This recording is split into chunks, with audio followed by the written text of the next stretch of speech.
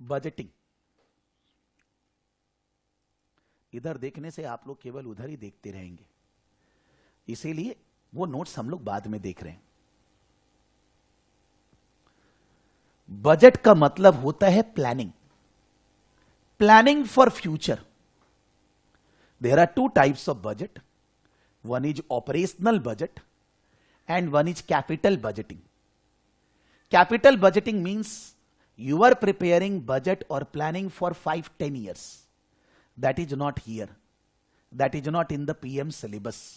That is not ACCA Part 1 syllabus. That is ACCA CMA US Part 2 syllabus. CMA US Part 2 Part E, which is capital budgeting.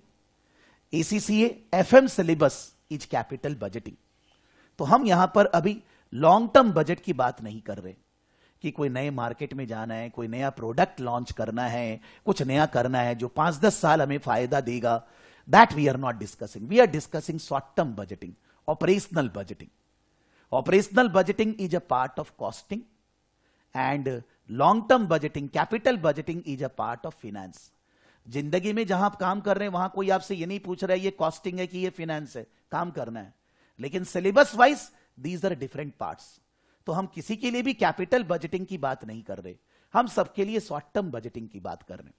Short term budget मतलब generally मोटा मोटी maximum 1 year के लिए, 1 year के लिए planning, 1 year के लिए budget, 1 year के लिए फोरकास्ट। हर ऑर्गेनाइजेशन अभी 2023 चालू हुआ, बजट बनाया होगा। बजट प्लान फॉर 2023, कितना सेल होगा, क्या क्या प्रोडक्ट सेल करेंगे, what will be the cost, what will be the material, labour, overhead expenditure, what is going to be our income. उसके बेसिस पे whatever you are planning, whatever you are forecasting, उसके basis पे we prepare budgeted income statement, budgeted balance sheet and budgeted cash flow statement also. जहां पर proper structured way में budgeting होता है, मेरे यहां नहीं होता। मैंने कोई बजटेड पीएल बैलेंस शीट ये सब नहीं बनाया, दिमाग में है सब। बिकॉज किसके साथ शेयर करें? जो हमारे यहां स्टाफ काम कर रहे हैं नॉर्मल है, उतना उनका बुद्धि ही नहीं है उस लेवल पे पहुंचने का, और मेरे पास ये अलग से लिख लिख कर एक्सेल में टाइम नहीं है कि मैं इतना करूं। दिमाग में चल रहे कि इस साल क्या करना है, क्या चीज बाकी है, वो सब दिमाग में चल रहे। लेकिन एक स्ट्रक्चर्ड ऑर्गेनाइजेशन में बजट तो बन रहे। Those who are working in structured organization, maybe you are involved in preparation of budget or maybe you are not involved, but you know कि organization में budget planning, future का forecasting हुआ है।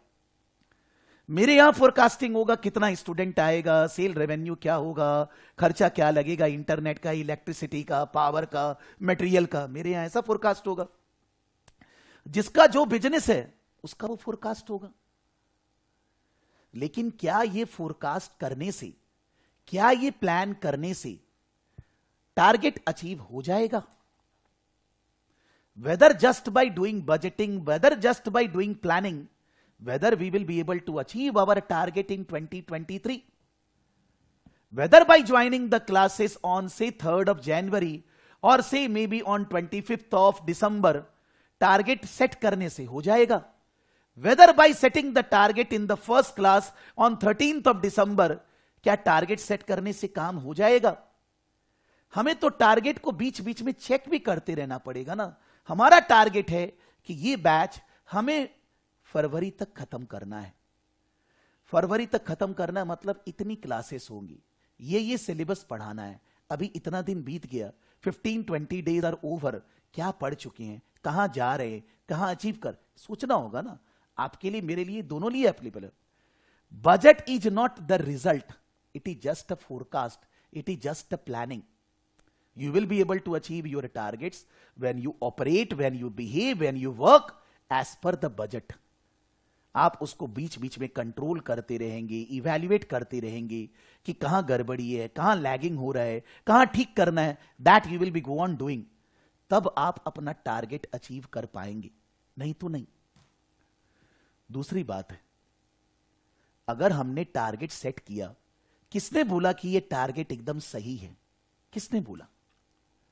When I am setting the targets, when an organization is setting the budgets, they are doing some estimation, forecast.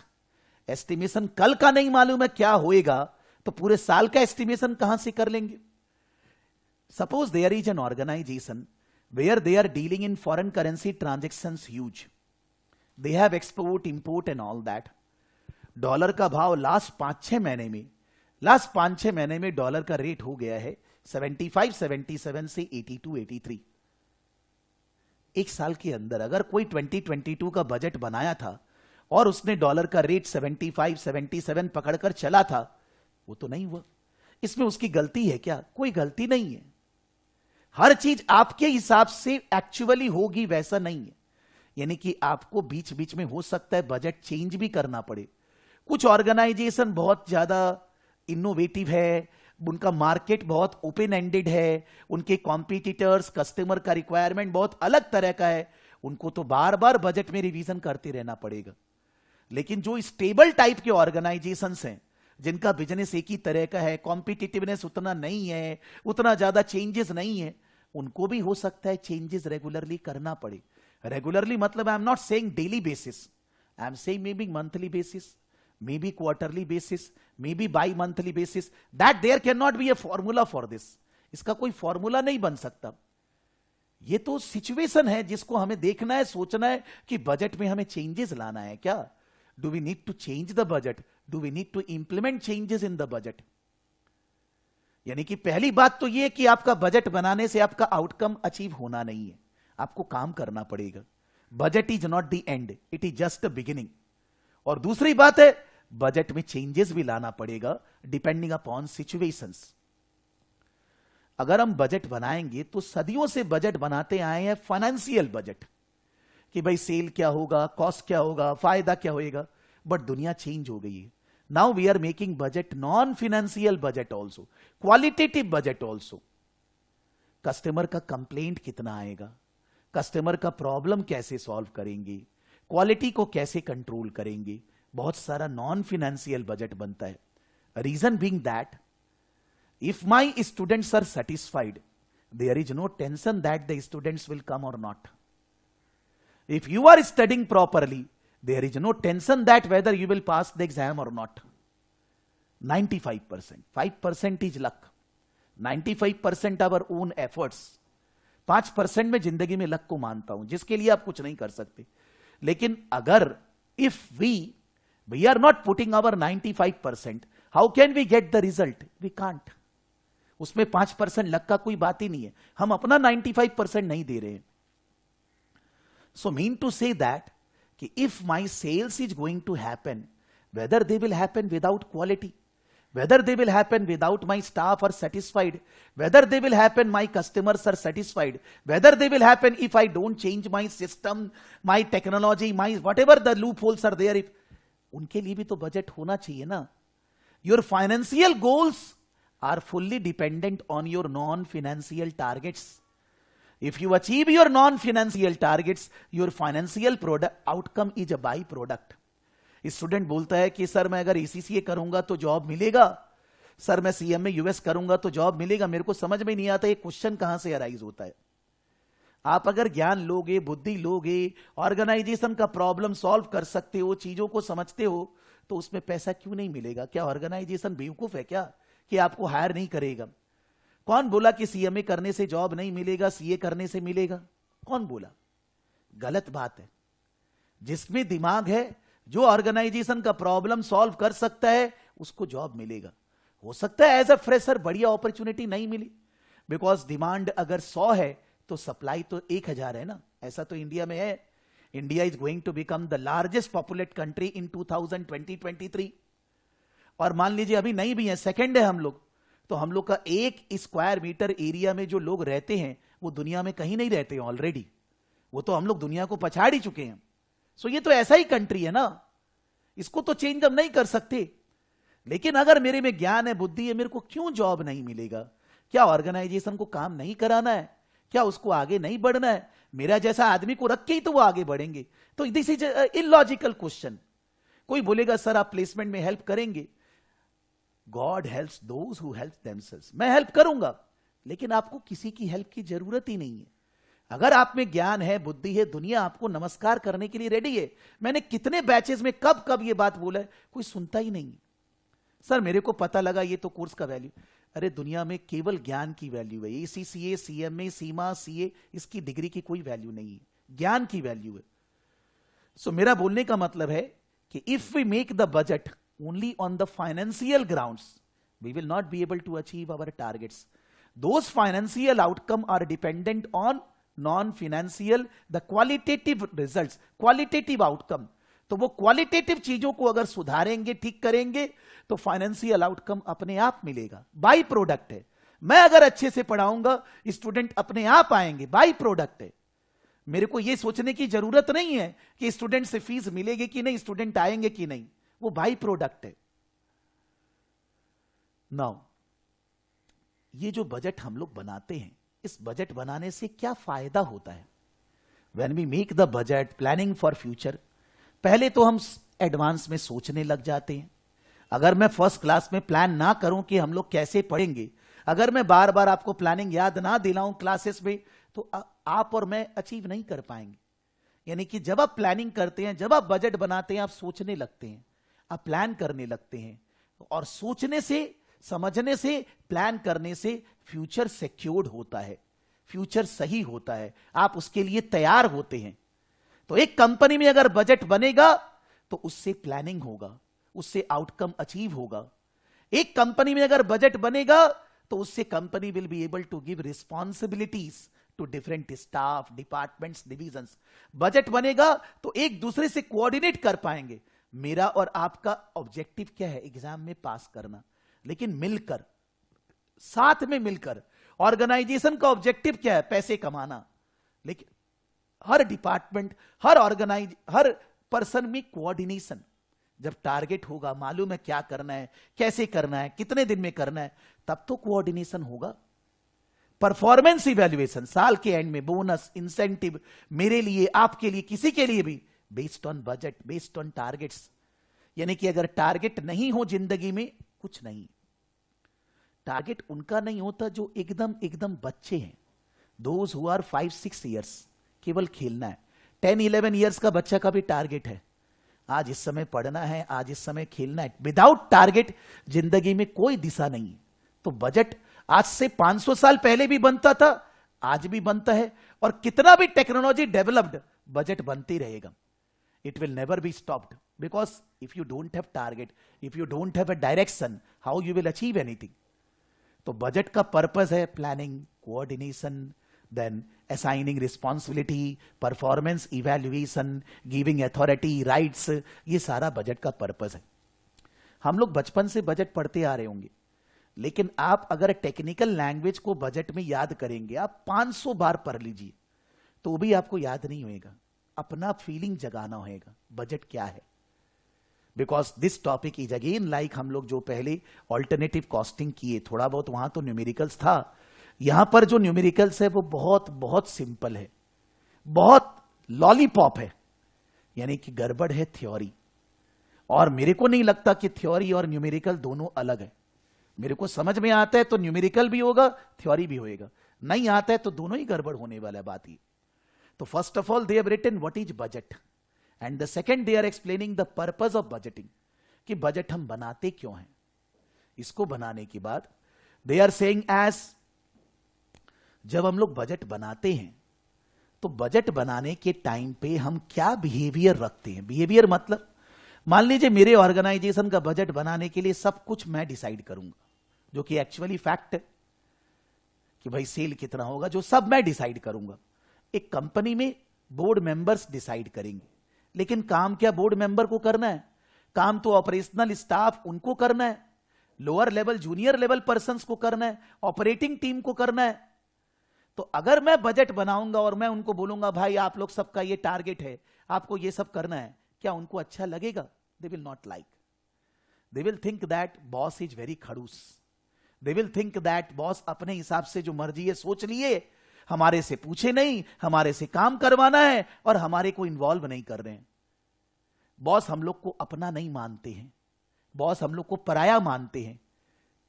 थोड़ा सा feeling खराब आएगा और वो टारगेट को एक्सेप्ट नहीं करेंगे।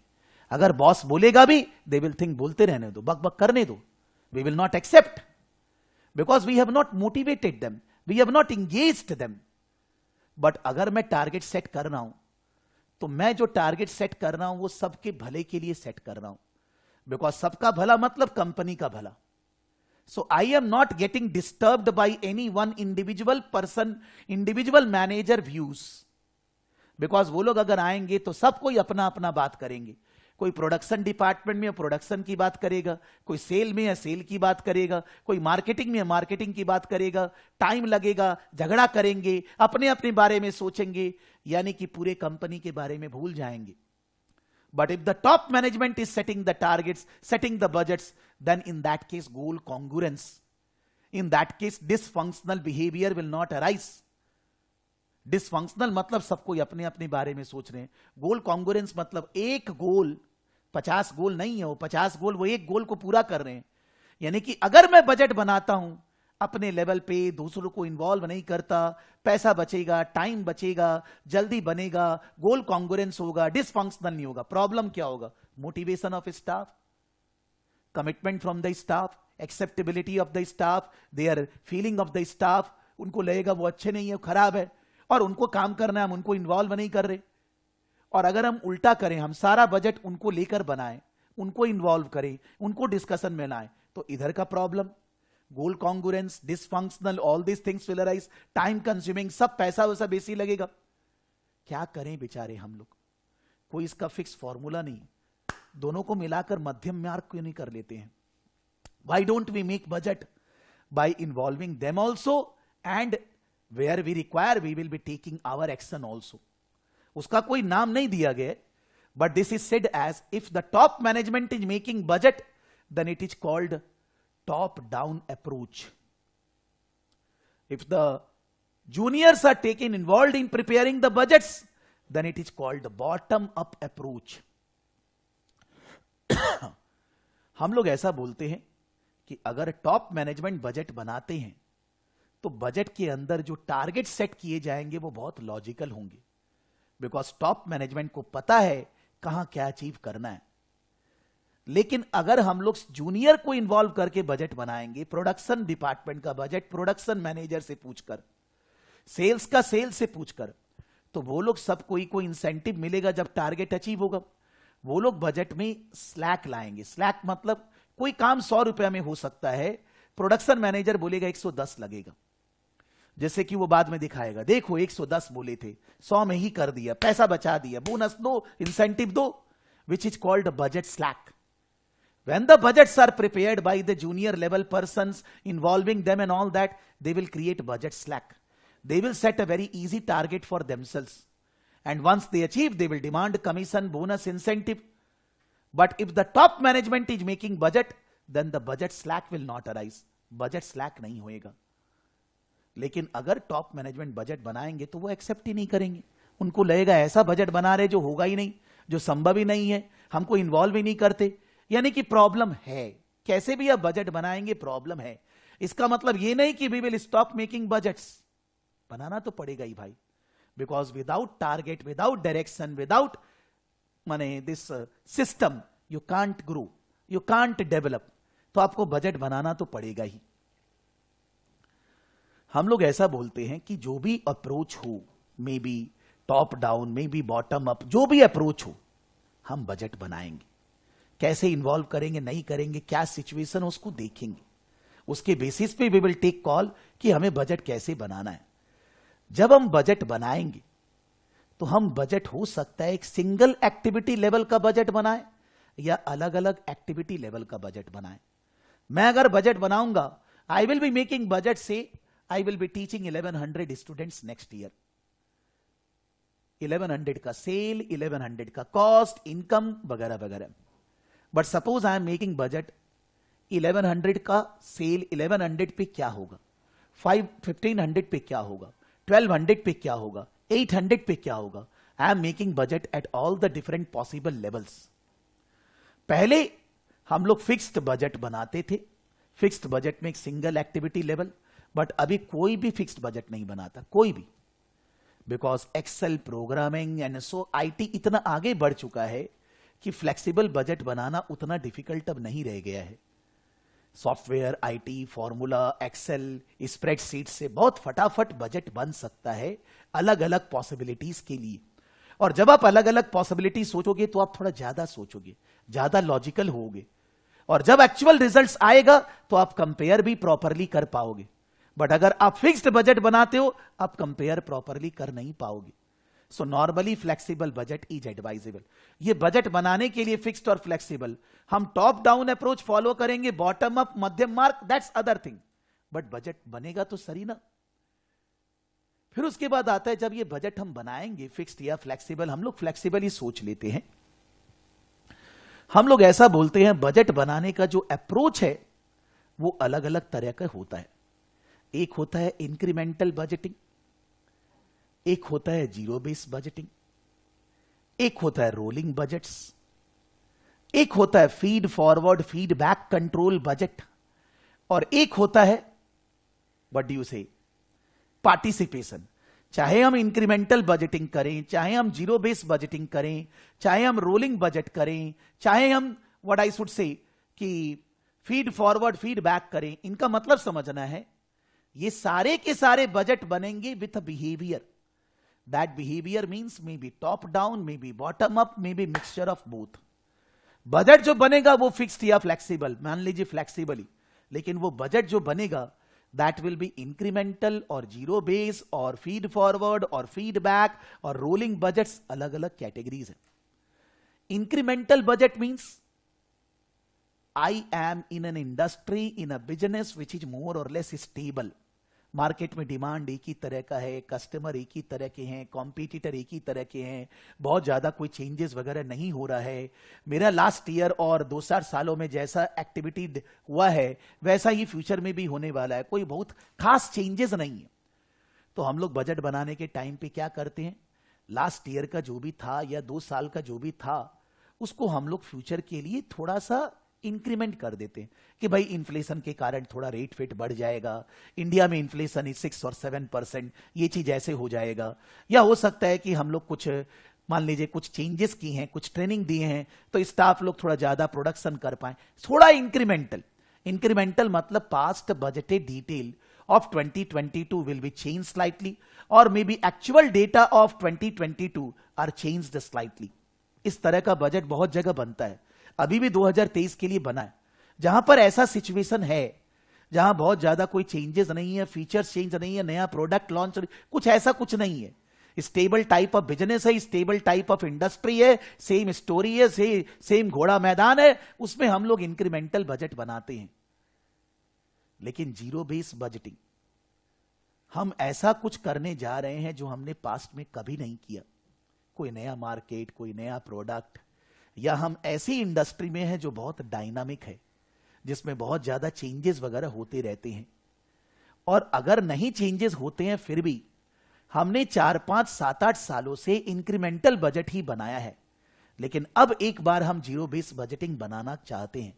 जीरो बेस बजटिंग मतलब हम लोग ये सोचेंगे कि जो भी एक्टिविटी कंपनी में होती है, purchasing, production, marketing, admin, selling, अगर हम लोग सेल करते हैं, मार्केटिंग करते हैं तो वेबसाइट, ऑनलाइन या होर्डिंग्स या रेडियो, व्हाटएवर, जो भी एक्टिविटी कंपनी में होती है वो कंपनी में एक्टिविटी जरूरत नहीं। जो पर्सन, जो मैनेजर वो एक्टिविटी परफॉर्म करता है उसको लॉजिक देना होगा, ये एक्टिविटी क्यों जरूरत है, इस एक्टिविटी से बिजनेस में क्या होता है, इस एक्टिविटी से कस्टमर को क्या फायदा होता है, इस एक्टिविटी से हमारा खर्चा कैसे बचता है, इस एक्टिविटी को करने के लिए क्या क्या ऑप्शंस है, इस एक्टिविटी का खर्चा क्या क्या लगेगा। ये कंसर्न्ड एक्टिविटी पर्सन को, मैनेजर को बताना पड़ेगा। हम लोग ऐसा मानेंगे कि ये एक्टिविटी अब जरूरी नहीं है, तो पहले जितने भी मैनेजर्स कंपनी में, डिपार्टमेंट्स में हैं, उन सबको बोलेंगे इस बार हम जीरो बेस बजटिंग लगा रहे हैं, इस बार हम बजट बनाएंगे जीरो से। मतलब आप जो भी काम करते हैं, जो भी एक्टिविटी करते हैं, नहीं करते हैं, नहीं जरूरत है, टाटा बाय बाय, आपको नहीं रखेंगे। आप बताइए कि आपका काम जरूरी क्यों है, what is the benefit, what is the advantage, if we don't do what will be the problem, what is going to be the cost. आप पूरा एक्सप्लेन करके बताइए, समझाइए।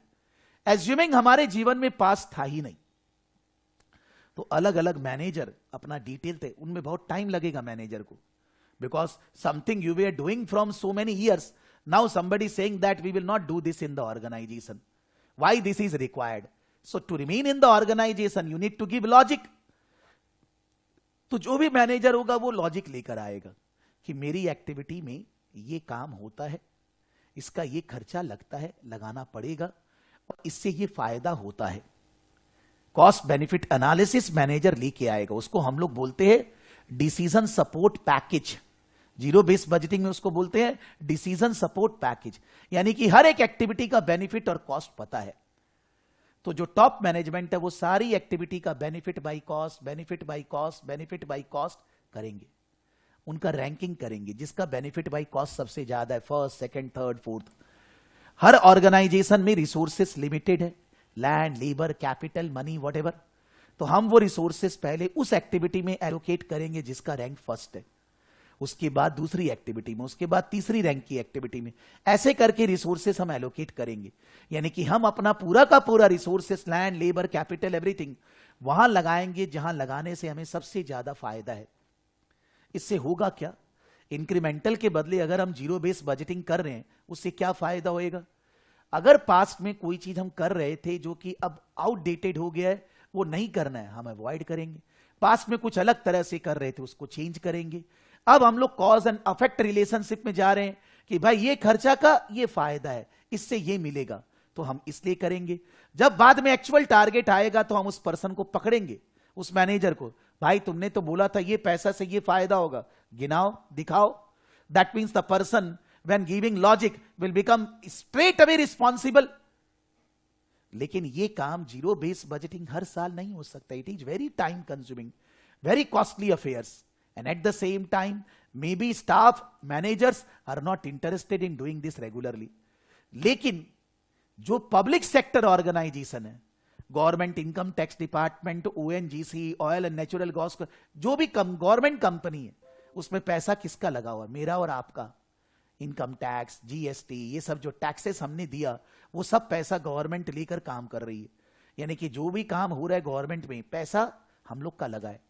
जब पैसा खुद का लगता है, मेरा बिजनेस में मेरा पैसा खुद का लगा है, तो मैं ज्यादा जोश में रहूंगा कंट्रोल करने में, अचीव करने में। But in a government company पैसा तो आदमी, मैनेजर, डायरेक्टर का लगा ही नहीं है, वहां तो पब्लिक का पैसा लगा है। तो वहां पर ये जीरो बेस्ड बजटिंग बहुत जरूरी है। एक कंट्री का बजट अगर बना रहे हैं, इंडिया का बजट अभी आएगा, तो भाई फाइनेंस मिनिस्टर बोलेंगे हमने लास्ट ईयर एजुकेशन के लिए इतना फंड्स एलोकेट किया था, अब हम 20% ज्यादा एलोकेट करेंगे, सब ताली बजाएगा। अरे भाई पहले जो किया था उससे क्या कर लिया, अब क्या कर लेंगे। So zero based budgeting public sector organisation country का बजट में नॉट एवरी ईयर, कुछ 2, 4, 5 साल में होते रहना चाहिए। और वहां पर जहां पर चेंजेस है, नया प्रोडक्ट है, नया फीचर्स है, नया सिस्टम है, डायनामिक है, वहां पर भी आपको रेगुलरली जीरो बेस्ड बजटिंग करना पड़ेगा। बिकॉज कोई चीज पहले था ही नहीं, आप उसका इंक्रीमेंट कैसे निकालेंगे, आपको तो नया से ही स्टार्ट करना होगा ना। Then in that case we need to prepare zero based budgeting. चाहे जीरो हो चाहे इंक्रीमेंटल हो, whether the behavior will be top down or bottom up, वो स्टोरी कॉमन है। But the budget can be prepared by zero based budgeting और incremental budgeting। या हम लोग ये बोल रहे हैं रोलिंग बजट। मैंने अभी एग्जांपल दिया कि कंपनी है जिसमें फॉरेन करेंसी इनफ्लो आउटफ्लो बहुत है। हम लोगों ने बजट बनाया अभी 2023 के लिए कि हमारा सेल, एक्सपोर्ट सेल इतना डॉलर होगा, उसको हमने 82 से कन्वर्ट कर दिया, 83 से कर दिया। लेकिन 3 महीने बाद ही डॉलर का रेट 77 फिर से हो गया, सब चेंज हो गया, इन्फ्लेशन फिर से गिर गया, फिर से रेट 77 हो गया। तो हम लोग वही बजट जो आज बनाए हैं साल के लिए उस पर अमल करें कि हम 3 महीने बाद चेंज करें, करना पड़ेगा। यानी कि very very dynamic, very something which can not be forecasted for the year also, वहां पर हम लोग रोलिंग बजट बनाते हैं। रोलिंग मतलब हमने 2023 बिगिनिंग में जनवरी से दिसंबर का बजट बनाया, हमने उसको बांट दिया monthly basis, 12 months, 12 breakup periods. अब मान लीजिए जनवरी खत्म हो गया, अभी 6 जनवरी है, थोड़ा दिन बाद जनवरी खत्म हो जाएगा, एग्जाम फॉर्म भरने का टाइम खत्म हो जाएगा। बिकॉज टाइम तो रुकेगा नहीं, time will never stop, this is only one thing which will not stop. So जब जनवरी खत्म होगा हम देखेंगे हमने पूरा साल का जो बजट बनाया था, जनवरी में जो हमने बनाया था उसमें कुछ चेंजेस आई और वो लॉजिकल है, तो हम पूरा 11 महीना का बजट में वो चेंजेस इनकॉर्पोरेट करेंगे और साथ में जनवरी में हम जनवरी 24 का बजट बना देंगे। जनवरी एंड में, जनवरी 23 एंड में we will make the budget for January 2024। यानी कि जब हम फरवरी में जाएंगे हमारे पास 12 महीना का बजट रेडी है। ऐसे करके जब हम दिसंबर 2023 में जाएंगे हमारे पास दिसंबर 2024 तक का बजट रेडी है। जब एक पीरियड खत्म होगा, एक गैप पीरियड खत्म होगा, उसके बाद बैलेंस बजट को रिवाइज करना और उसमें वो गैप पीरियड वाला पीरियड जोड़ना। यानी कि rolling budget is a never ending process in the organization. Budgeting is done every month, every quarter, maybe in a company the budgeting breakup period is quarter. तो हर quarter के बाद budgeting process होता है, हर समय revision होता है, क्योंकि वो ऐसा ही है, ऐसा ही इंडस्ट्री है, ऐसा ही कंपनी है जहां पर चीजें एक साल के लिए प्लान नहीं की जा सकती, जिनमें रेगुलरली चेंजेस आना पड़ेगा। That is called rolling budget. अगर हम लोग बोलते हैं कि हम लोग बजट बना रहे हैं, तो बजट जब बनाते हैं तो आगे का बजट बनाने के लिए एक अप्रोच फॉलो कर सकते हैं जिसको हम लोग बोलते हैं फीडबैक या feed forward. Feedback, feed forward को कंट्रोल भी बोलते हैं। ध्यान देंगे आप, यहां जो हम लोग पढ़ रहे हैं फर्स्ट टॉपिक में भी हमने डिस्कस किया था feedback, feed forward. First topic में भी डिस्कस किया था फिक्स्ड और फ्लेक्सिबल। फर्स्ट टॉपिक में भी डिस्कस किया था कंट्रोल एंड ऑल दैट। ये थोड़ा सा उसका एक्सटेंशन है, बिकॉज हम लोग इसी को आगे स्टैंडर्ड, वेरिएंस वगैरह में सब बदलने वाले हैं। This is extension of the first topic, but just I am saying feedback, feed forward. Feedback मतलब 2022 बीत गया, 2022 में मेरा टारगेट था रेवेन्यू x होना चाहिए, प्रॉफिट 0.2x होना चाहिए, लेकिन 2020 में मेरा रेवेन्यू x से कम है, 2020 में मेरा इनकम 0.2x से कम है, और भी कुछ हो सकता है। ऐसा क्यों हुआ? क्या कारण है कि मेरा सेल का टारगेट अचीव नहीं हुआ? क्या कारण है कि प्रॉफिट अचीव नहीं हुआ? कुछ तो कारण दिखेगा, कुछ तो प्रॉब्लम दिखेगी। यानी कि अब आगे का जब बजट हम बनाएंगे, आगे साल जब जाएंगे, हम ये जो खराब बातें हैं इन पे ध्यान रखेंगे, इनको रिपीट नहीं करेंगे, इनको कंट्रोल करेंगे। यानी कि फीडबैक का मतलब हुआ फीडबैक, बैक में जाइए, बैक में एक्चुअल और बजट स्टैंडर्ड को कंपेयर करिए, देखिए अच्छा क्या खराब हुआ और उसको आने वाले समय में लगाइए, उसको आने वाले समय में बजट में इनकॉर्पोरेट करिए। फीड फॉरवर्ड कंट्रोल मतलब हम लोग 23 के बिगिनिंग में खड़े हैं, हम जिस तरह से काम कर रहे हैं, जिस तरह से स्टूडेंट का कन्वर्जन हो रहा है वगैरह, हम इतना स्टूडेंट को पढ़ा सकते हैं। हम मान लीजिए अभी जैसे काम चल रहा है, हम 2023 में 1200 स्टूडेंट को पढ़ाने वाले हैं, लेकिन मेरा टारगेट 1500 स्टूडेंट है। बैक की बात नहीं कर रहे, फॉरवर्ड बात कर रहे हैं। The way we are doing the work, the way we are performing, what we are going to expect, what we are going to achieve, but what is our target? The difference is called gap, feed forward gap. वो gap कैसे पूरा होगा? जब जैसे कर रहे हैं वैसे 1200 स्टूडेंट आएगा, आना 1500 है, तो 300 का गैप कैसे पूरा होगा? कुछ और मार्केटिंग करना होगा, कुछ नया कोर्स लाना होगा, कोई फैकल्टी को हायर करना होगा, कुछ करना होगा जिससे कि वो गैप पूरा करेंगे। ऐसे प्रैक्टिकल लाइफ में दोनों ही किया जाता है कि पास्ट को देखकर गलतियों को सुधारना और फ्यूचर का टारगेट को देखकर जो आप अचीव कर पाएंगे उसमें ठीक करना। Feedback, feed forward. जब हम लोग फीडबैक कंट्रोल करते हैं कि भाई लास्ट में ऐसा, तो निगेटिव फीडबैक भी आएगा, पॉजिटिव फीडबैक भी आएगा। बैक है ना, निगेटिव फीडबैक मतलब कहीं खराब हुआ, अच्छा नहीं हुआ, इसके कारण हुआ, उसके कारण हुआ। या फिर पॉजिटिव फीडबैक मतलब किसी के कारण नहीं हुआ, कुछ सिचुएशन ऐसी आई कि ऐसा हो गया। अगर पॉजिटिव फीडबैक है तो हमको उसको आगे का टारगेट में इनकॉर्पोरेट करना होगा, लेकिन निगेटिव फीडबैक है तो टारगेट चेंज नहीं करना है, वो तो हमारी गलती है ना, इट्स आवर प्रॉब्लम। ये जो पॉजिटिव और निगेटिव फीडबैक है, इनको हम लोग सिंगल लूप और डबल लूप भी बोलते हैं। सिंगल लूप मतलब positive negative feedback, double loop मतलब positive and negative feedback both. This is related with feedback. Questions वगैरह वो लोग देते हैं, इसलिए बात कर रहा हूं टेक्निकल लैंग्वेज में। Feedback and feed forward for preparing budget, for setting the targets, you will make the माने system as a feedback control और as a feed forward control. हो सकता है दोनों, मे बी एग्जाम में जो भी पूछे। यानी कि बजट बनाने के लिए either incremental, either zero base budgeting, either rolling budget, either feedback और फीड फॉरवर्ड कंट्रोल। जब हम लोग बजट बनाते हैं, हम लोग ऐसा बोलते हैं कंपनी में 3 लेयर के लोग काम करते हैं। There are 3 types of persons. One is board members, strategic level, one is managerial level, tactical level, and one is operational level. जो सीनियर मैनेजर स्ट्रैटेजिक लेवल है, वो लोग क्या बजट बनाते हैं, इस बार नया काम कौन सा प्रोडक्ट लाएंगे, नए मार्केट में कहां जाएंगे। नॉर्मली उनका जो बजट होता है वो कैपिटल बजटिंग टाइप होता है, और वो जो करना उसके लिए रिसोर्सेस कहां से अरेंज करेंगे, रिसोर्स अरेंज करना, फंड्स, पैसा, कैपिटल, रिसोर्सेस अरेंज करना। मतलब strategic budget is generally long term, talking about whole organization and how we will be getting those resources. But tactical level, middle level, managerial level का budget क्या होता है, जो board member ने decide किया है, जो रिसोर्सेस उन्होंने अरेंज किए हैं, वो रिसोर्सेस को अच्छे से यूटिलाइज करना, इफिशिएंटली यूटिलाइज करना, उनका टारगेट को अचीव करने में उनको हेल्प करना। जो मैनेजरियल लेवल, टेक्टिकल लेवल है, वो लोग भी काम खुद नहीं करते हैं, कराते किससे हैं, ऑपरेशंस स्टाफ। ऑपरेशंस स्टाफ का काम है बहुत डिटेल में बजट बनाना। ये काम ऐसे होगा, 2 घंटा में होगा, 5 घंटा में होगा, ऐसे करेंगे, ये रिसोर्स को ऐसे ही।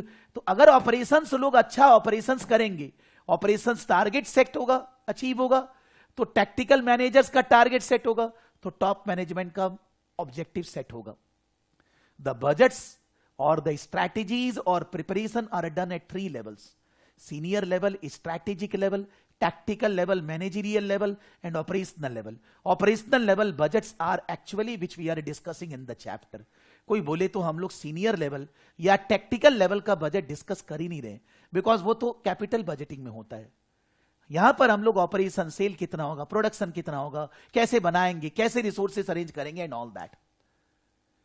जब हम लोग बजट बनाते हैं तो पुराने जमाने में बजट क्या होता था, इतना सेल होगा, इतना प्रोडक्शन होगा, इतना कॉस्ट होगा, इतना फायदा होएगा, वगैरह वगैरह। लेकिन अभी activity based budgeting, activity based budgeting is related with activity based costing. Activity based costing में क्या पढ़ा हमने, क्या क्या एक्टिविटीज है, एक्टिविटी का कॉस्ट क्या है, ड्राइवर क्या है, रेट, जिस प्रोडक्ट में जितना ड्राइवर यूज होगा multiplied by rate gives you overhead, adding prime cost, total cost, comparing with the sale income. तो ये एक्टिविटी बेस्ड बजटिंग क्या है। जब आप बजट बनाएंगे तो आप ये नहीं सोचेंगे कितना सेल, मान लीजिए सेल सोचेंगे, वो सेल के लिए कौन कौन सा एक्टिविटी कंडक्ट करना होगा, उस एक्टिविटी का कितना वॉल्यूम, मतलब उस एक्टिविटी का ड्राइवर कितना जनरेट करना होगा, वो ड्राइवर का कॉस्ट क्या आएगा। मतलब budgeting is based on activities. Since the software, IT and so many development in information age, machine learning and all that, तो ये सब चीज आजकल संभव है। तो ऑर्गेनाइजेशंस लोग ज्यादातर जो बड़े बड़े ऑर्गेनाइजेशन है, they are making budgets based on activity based costing, and that is called activity based budgeting. फायदा है कि आप एक्टिविटी वेस्ट नहीं करेंगे, non value added activities perform नहीं करेंगे, एक्टिविटी का खर्चा is not dependent on labour hour, machine hour, different different drivers, so driver को कंट्रोल करेंगे, आप बजट कम कॉस्ट में अचीव करेंगे, टारगेट अचीव करेंगे। बट प्रॉब्लम, सबको ट्रेन करना, समझाना, इसको इंप्लीमेंट करना, लागू करना इज नॉट सिंपल, बिकॉज जब आप कोई चीज चेंज करेंगे किसी को समझ में आता नहीं है। परिवर्तन, मान लीजिए हम लोग की क्लासेस मॉर्निंग में होती है, मैं अगर बोलूंगा अब से क्लासेस शाम को होगी, कोई नहीं एक्सेप्ट करेगा, मैं बोल रहा नहीं हूं, ऐसे ही आदमी का फितरत है कि जो होता है वो ऐसे ही होए, चेंज नहीं मांगता। अगर हम लोग पेन एंड पेपर में लिखते हैं, हमारी आदत नहीं है कि हम स्क्रीन पे लिखें, तो हम चेंज नहीं करना चाहते, दैट्स द प्रॉब्लम। तो अगर कोई चेंज करना है, परिवर्तन लाना है, तो शाहरुख खान बनना पड़ेगा, अमिताभ बच्चन बनने से होएगा नहीं। We need to understand, so it is very difficult. We need to motivate our staff, tell them why the changes are required, why we are doing budgeting like this, how we will train them, need to motivate them, need to incentivize them, तब आपका budget नई तरह से बनेगा। तो chapter में आखिरी में लिखा हुआ है बियॉन्ड बजटिंग। बियॉन्ड बजटिंग मतलब जो पूरा अभी तक बात डिस्कस की है, बियॉन्ड बजटिंग मतलब बजट बनाने से कुछ होने वाला नहीं है, टारगेट सेट करने से टारगेट अचीव हो जाता तो बात ही क्या था। और टारगेट सेट करने के लिए आजकल इतना ओपन एंडेड इन्वायरमेंट है, इतने सारे टेक्नोलॉजिकल चेंजेस है, इतने सारे कॉम्पिटिटिवनेस है, इतना कस्टमर डिमांडिंग है कि टारगेट को तो बार बार चेंज करना है। यानी कि आपको अगर सक्सेस पाना है, बजट से आगे जाइए, बियॉन्ड बजट। बजट बनाने में टीक्यूएम, जेआईटी, बजट बनाने में स्टाफ को इन्वॉल्व करिए, not passively, actively, because ultimately they are the person who are going to achieve the target, they are the budget holder. Involve them, उनको समझाइए, उनको train करिए, उनको मोटिवेट करिए। अपने बजट के अंदर जो भी मॉडर्न मैनेजमेंट अकाउंटिंग टेक्निक्स है उनको इनकॉर्पोरेट करिए, whether it's a TQM, whether it's ABC, whether it's throughput, इन चीजों को इनकॉर्पोरेट करिए। और ऑलवेज एक गाइडलाइंस बनाइए परफॉर्मेंस इवैल्यूएशन का, कंपेयर करने का। ऑलवेज बीच बीच में कंपेयर, कंट्रोल करते रहिए, जिससे कि आप जो अचीव करना चाहते हैं वो अचीव हो पाए। Beyond budgeting, just by making budget the outcome will not be achieved, we need to think beyond budget. जो भी मैं बातें कर रहा हूं मेरे अपने लैंग्वेज में मैं बोल रहा हूं। अगर मेरे को इंग्लिश में लिखना है मैं अपने लैंग्वेज में ही लिखूंगा, लेकिन मेरे को एग्जाम अगर देना है, एग्जाम देना है, थोड़ा सा इससे आगे टेक्निकल बनना पड़ेगा। केवल इतना होने से नहीं होएगा, एग्जाम देना है ना। तो मेरे को भी अगर एग्जाम देना होता, मान लीजिए सच में मेरे को भी एग्जाम देना है, even though I am teaching for so many years, budgeting पढ़ाते पढ़ाते मैं बजट बन गया हूं, since CA inter, CA final, this that, करीब 20 साल से ज्यादा से बजट पढ़ा रहे हैं, ऐसे ही बोल रहे हैं। लेकिन अगर मेरे को एग्जाम देना है तो मैं अपने नोट्स में लिखूंगा, अपने लैंग्वेज में, 2 बार 3 बार टेक्निकल आर्टिकल जो मैंने दिया या स्टडी टेक्स्ट से पढ़ूंगा, उसके बाद उसको 2 लाइन 3 लाइन 4 लाइन लिखूंगा। इंक्रीमेंटल बजट क्या है, बिहेवियरल बजटिंग क्या है, जीरो बेस बजटिंग क्या है, फीडबैक क्या है, फीड फॉर। जब तक मैं लिख के नहीं करूंगा तब तक होगा नहीं। केवल न्यूमेरिकल क्वेश्चन सॉल्व करना है लिख के, ऐसा नहीं, you have to write, because थोड़ा सा टेक्निकल है ना। ऑल्टरनेटिव कॉस्टिंग टेक्निक जो हम लोगों ने पढ़ा, एबीसी, थ्रूपुट, टीक्यूएम, वो सब, वो और ये जो चैप्टर है ये प्योर थ्योरी चैप्टर है। इसके अलावा एक और है आईटी वाला जो चैप्टर पढ़ेंगे, लास्ट में पढ़ेंगे एसीसीए के लिए, टेक्निकल है। आपको 2 बार 3 बार रीडिंग, 1-2 बार थोड़ा सा शॉर्ट नोट्स बनाना, लिखना पड़ेगा, नहीं तो आप एग्जाम में परफॉर्म नहीं कर सकते। इसका मतलब ये नहीं कि you are bad, you are not giving the right direction, proper efforts. मेरे को लिख के नहीं करना है। क्यों नहीं करना है? बिकॉज मेरे को एग्जाम नहीं देना है। कोई चीज अगर टेक्निकल है, थोड़ा थ्योरी टाइप है, जिसमें थोड़ा टेक्निकल वर्ड ध्यान रखना है, आपको उसके ऊपर 2 बार 3 बार मेहनत करनी पड़ती है, कोई ऑप्शन नहीं है। और एक बार टॉपिक कंप्लीट करने के टाइम पे आपने थोड़ा थोड़ा चीज शॉर्ट में लिख लिया, अब आप बाद में रिवीजन में फटाफट क्वेश्चन करने के टाइम पे जो क्वेश्चंस है जिसको बाद में रिवाइज करना, उसका कॉपी क्वेश्चन, उसका आंसर, आपका अंडरस्टैंडिंग पेस्ट। अब आपको ना रिकॉर्डिंग करना है ना कुछ करना है, बस बाद में खोलेंगे अपना नोट्स, फटाफट रिवीजन। उसी से स्टूडेंट वर्ल्ड रैंक लेकर आ सकता है, और उसी से एक below average student above average में कन्वर्ट हो सकता है, और कोई शॉर्टकट नहीं है उसका।